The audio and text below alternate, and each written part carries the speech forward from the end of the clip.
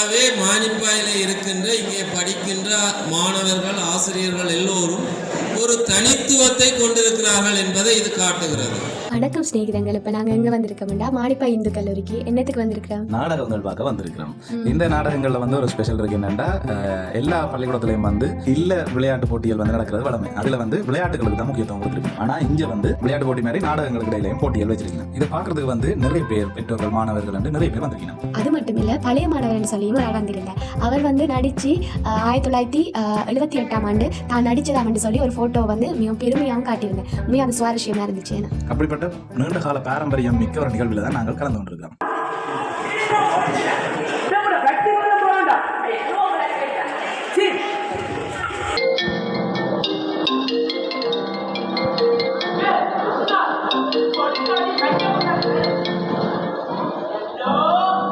இதுல முதலாவதா ஆட்சி செய்யப்பட்டது மாணிக்க இல்லத்தின் திசை காட்டுகின்ற நாடகம். இந்த நாடகத்தின் கருப்பொருளா இளைஞர்கள் வெளிநாட்டு மோகத்தால வசப்பட்டிருக்கிறதும் அதிலிருந்து எப்படி மீண்டு கொள்றாங்க என்றதுதான் இந்த நாடகத்தின் கருப்பொருளா காணப்பட்டுச்சு.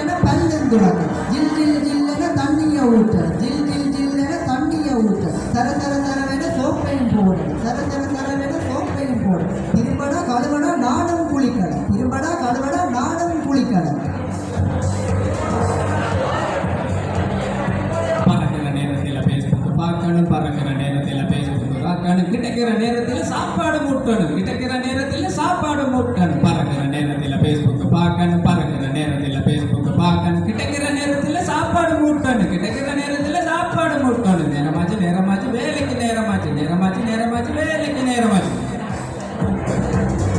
போடு சூவ போடு சொக்ஸ ஏடு டைய ஏடு, சொக்ஸ போடு சூவ போடு பைய ஏடு டைய ஏடு, சொக்ஸ போடு சூவ போடு பைய. ரெண்டாவது நாடகமா வாகீசர் இல்லத்தின் நாடகம் ஆட்சி செய்யப்பட்டுச்சு. இது வீட்டில் பெரியவர்கள் மூத்தவர்கள் இந்த அவசியம் என்னன்றது பற்றியும் இந்த டிவி சீரியல் இதால் ஏற்படுற பிரச்சனைகள் பற்றியும் பிள்ளைகள் குறிப்பாக சின்ன பிள்ளைகளுக்கு என்ன தேவையா இருக்குது அவர்களோட வளர்ப்பு முறை பற்றியும் குறிப்பிட்டு இருந்துச்சு. இதில் முக்கியமாக அந்த பாட்டிக்கு நடிச்ச அந்த கேரக்டர் எல்லாருமே கவர்ந்ததாக காணப்பட்டது.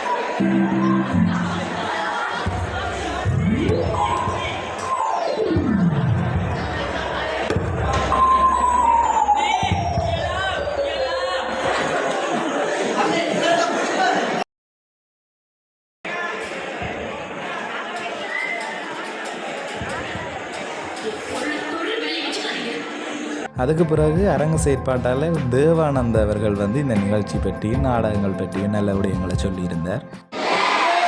ஓம் இல்லை இல்லை இல்லை இல்லை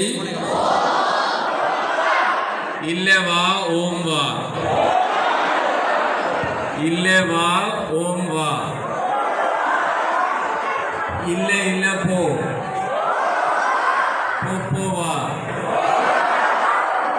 போவா நாடு போவது பற்றி மேற்கினுடைய செல்வாக்காலே நாங்கள் பாலடைந்து போகின்ற அல்லது பழுதாகி போகின்றதான ஒரு சூழ்நிலை காணப்படுகிறது. இங்கே இந்த மேடையை பார்க்கிற போது எனக்கு ஒரு மகிழ்ச்சியாக இருந்த ஒரு விடயம், இது ஒரு தனித்துவமான நாடக ஆற்றுகை முறைமையை கொண்டிருக்கிறது. இதற்கு இந்த மேற்கினுடைய தன்மைகளுக்கு ஊடாக எந்த விதமான ஒரு மாற்றத்தையும் ஏற்படுத்த முடியவில்லை. ஆகவே மானிப்பாயிலே இருக்கின்ற இங்கே படிக்கின்ற மாணவர்கள் ஆசிரியர்கள் எல்லோரும் ஒரு தனித்துவத்தை கொண்டிருக்கிறார்கள் என்பதை இது காட்டுகிறது. பெண் வேடத்தை ஆண்கள் பெண் வேடம் விடுவது,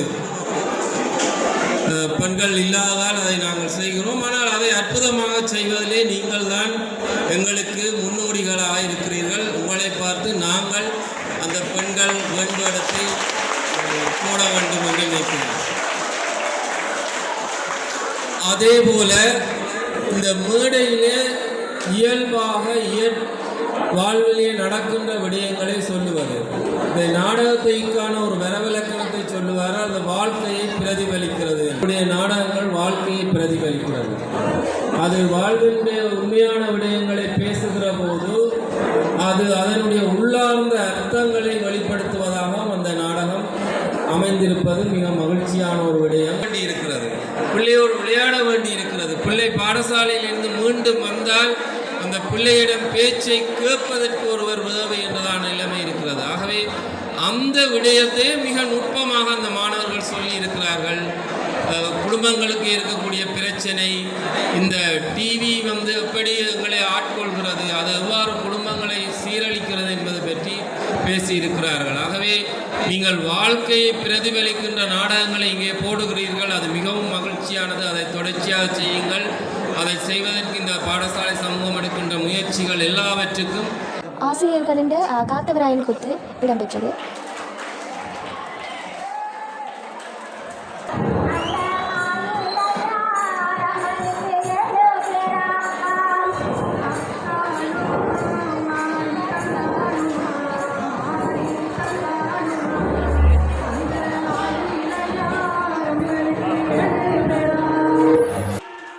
இதில் தொடர்ச்சியாக நாளைக்கு, அதாவது ஜூலை 2ஆம் தேதி 2024 மாடிப்பா இந்து கல்லூரியில் ஏனைய 2 இல்லங்கள்ட நாடகங்கள் RTSA காத்திருக்குது. நீங்களும் இதை போய் கண்டு கழிக்கலாம்.